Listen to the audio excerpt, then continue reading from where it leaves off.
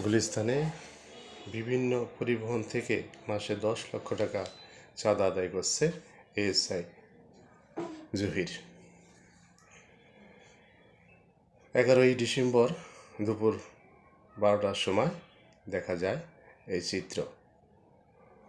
শহীদ মতিউর রহমান পার্কের 1 নম্বর গেটের সামনে পার্কিং করা জৈনপুর পরিবহন, ঢাকা মেট্রো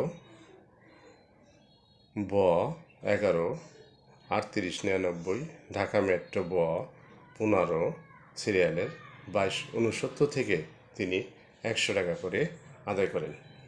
জানা যায় তিনি দীর্ঘদিন ধরে মতিঝিল জোনের গুলিস্তান হানিফ ফ্লাইওভার বক্সে ট্রাফিক পুলিশের এএসআই পদে কর্মরত রয়েছেন। তিনি দীর্ঘদিন এই জোনে কর্মরত থাকায় বিভিন্ন পরিবহনের লোকজনের সাথে তার সখ্যতা গড়ে উঠেছে, আর তিনি এই চাঁদাবাজির মহোৎসব গড়ে তুলেছেন। পরিবহনের কয়েকজন শ্রমিক নাম না বলার স্বার্থে বলেন যে তিনি চাঁদাবাজির সবচেয়েতে শীর্ষে। তিনি আসলেই টাকা না দিলে গালাগালি, গাড়ি ধরে নিয়ে যাওয়া, বিভিন্ন দাপট দেখান। তবে এই বিষয় মতিঝিল জোনের হানিফ ফ্লাইওভার বক্সের টিআই মেজবার কাছে জানতে চাইলে তিনি বলেন, আমার এ বিষয়ে কিছু জানা নেই।